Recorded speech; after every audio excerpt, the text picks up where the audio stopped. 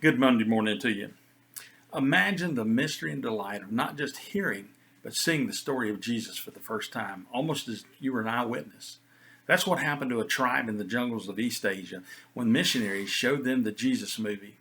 Not only had these people never heard of Jesus, they had never seen a movie. Then at once, on one unforgettable evening, they saw it all, the gospel in their own language, visible and real.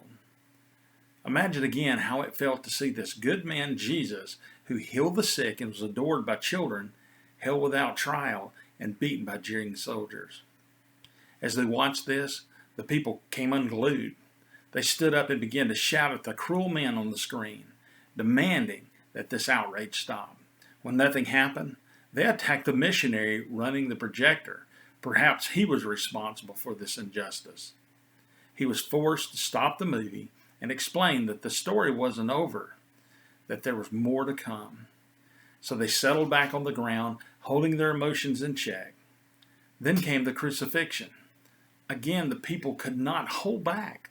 They began to weep and wail with such loud grief that once again the movie had to be stopped. The missionary again tried to calm them, explaining that the story still wasn't over, that there was still more to come. So they composed themselves and sat down to see what would happen next. Then came the resurrection. Pandemonium broke out this time, but for a different reason. The gathering had spontaneously erupted into a party. The noise now was of jubilation, and it was deafening. The people were dancing and slapping each other on the back. Christ is risen indeed. Again, the missionary had to shut off the projector, but this time he didn't tell them to calm down and wait for what was next. All that was supposed to happen in the story and in their lives was happening.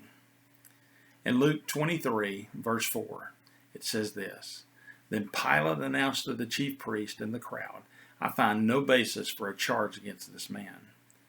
Wanting to release Jesus, Pilate appealed to them again, but they kept shouting, Crucify him! Crucify him! Pilate knew that he was about to have an innocent man put to death. But let's put that in today's terms. Are you afraid to stand up for what Christ is in your life when you're around certain friends? Are you like Pilate? Are you like the members of the crowd?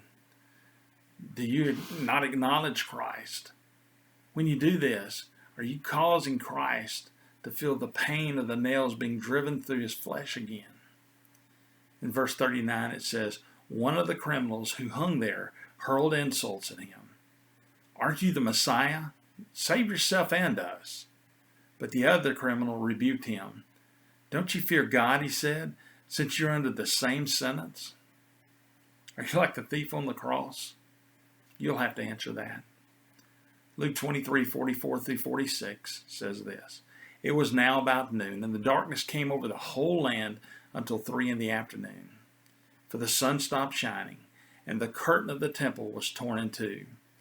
Jesus called out with a loud voice, Father, into your hands I commit my spirit.